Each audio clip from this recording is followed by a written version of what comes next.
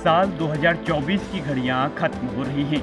लोगों को अब नए साल का बेसब्री से इंतजार है। उत्तराखंड की सियासत की बात करें तो 2024 राजनीति के लिहाज से काफी अहम रहा। कई नए चेहरों को जनता ने ताज पहनाया तो कई नेताओं को हाईकमान ने बेहतर प्रदर्शन का इनाम दिया।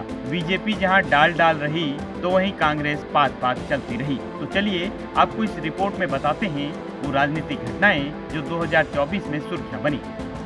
देखिए, वर्ष 2024 केवल व्यक्तिगत दृष्टिकोण से ही महत्वपूर्ण नहीं रहा। मैं कह सकता हूँ कि देश का जो जनादेश आया वो विकास के लिए आया और नरेंद्र भाई मोदी जी के नेतृत्व में तीसरी बार सरकार बनी है। 2024 इस और भी महत्वपूर्ण हो जाता है कि जब सीमांत क्षेत्र के किसी व्यक्ति को, कार्यकर्ता को और उसे राज्यसभा तक भी पहुँचाने का काम करती है। उत्तराखंड के परिप्रेक्ष्य में अगर मैं कहूँ तो उत्तराखंड के देवतुल्य स्वरूप को बनाए रखने के लिए जो निर्णय उत्तराखंड सरकार ने लिए हैं वो भी 2024 के अंदर इतिहास के रूप में होंगे। चाहे यूसीसी का मामला हो, चाहे जबरन धर्मांतरण का विषय हो, चाहे नकल विरोधी अध्यादेश हो, तो मैं कह सकता हूँ 2024 ने एक देश के अंदर उत्तराखंड से एक नज़ीर देने का काम किया है और धीरे धीरे इसकी चर्चाएँ आज पूरे भारतवर्ष के अंदर है। अगर राज्यसभा के अंदर गृह मंत्री जी यूसीसी और चर्चा करते हैं, उत्तराखंड का नाम का उद्घोष करते हैं, तो हम सबके लिए एक खुशी का पल होता है। और मैं कह सकता हूँ कि आने वाले समय में अनेकों ऐसे काम होंगे जो 2024 को आधार मानते हुए देश के पौराणिक महत्व को और बल देने का काम भविष्य के अंदर होगा। मैं कह सकता हूँ कि बहुत सुखद देश के विकास के लिए वर्ष रहा है।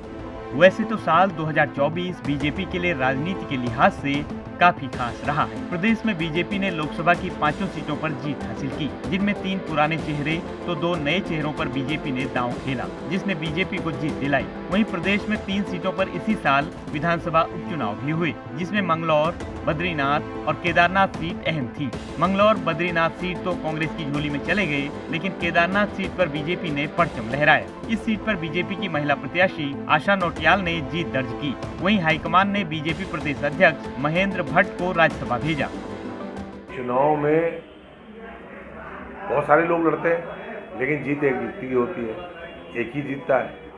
अब इसमें हानि लाभ ऐसा है कि उत्तराखंड में 5 लोकसभा की सीटें हैं। एक जमाना ऐसा रहा कि 5 लोकसभा की सीट हमारे पास थी। आज ऐसा है कि एक भी सीट हमारे पास नहीं है। तो ये तो चलता रहता है राजनीति में, कभी ऊपर कभी नीचे। लेकिन हमने कभी भी, कांग्रेस के लोगों ने हार से निराश नहीं हुए।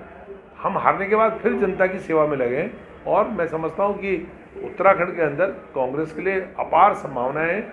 इस प्रदेश की जो फाउंडेशन है, इमारत जो है, ground floor, first floor, second floor और कितनी भी मंजिलें हैं, उसमें सबसे महत्वपूर्ण अगर कुछ होता है तो वो नींव होती है, फाउंडेशन होती है। और इस राज्य की फाउंडेशन रखने का काम नरेंद्र तिवारी जी के ज़माने में कांग्रेस की सरकार ने किया, जो पहली सरकार चुनी हुई थी। तो इसलिए हम हमेशा इस राज्य के लिए, हमारा जो राज्य का, हमारी मातृभूमि है, उसका जो ऋण हमारे ऊपर है, हम कितना भी इसके लिए कर लें वो कम है। हमेशा पूरी कांग्रेस पार्टी और कांग्रेस पार्टी के कार्यकर्ता जनता की सेवा के लिए समर्पित हैं। उत्तराखंड के सियासी लिहाज से खास तौर से पक्ष विपक्ष के कुछ नेताओं की सियासी किस्मत इस साल चमकी। हरिद्वार की मंगलौर सीट पर कांग्रेस के काजी निजामुद्दीन और बद्रीनाथ सीट पर लखपत सिंह ने चुनाव जीता। वहीं पौड़ी लोकसभा सीट से गणेश गोदियाल चुनाव हार गए, लेकिन हार के बाद भी उन्होंने अपने आप को शीर्ष नेताओं में शामिल कर लिया। वहीं साल समाप्त होने के दौरान नगर निकाय चुनाव की सरगर्मियां देखी जा रही हैं। हालांकि नगर निकाय चुनाव के नतीजे आगामी नए वर्ष 2025 में सामने आएंगे। तब देखना होगा कि निकाय चुनाव में ताज किस पार्टी के सिर सजता है। देहरादून से ईटीवी भारत के लिए रोहित सोनी की रिपोर्ट।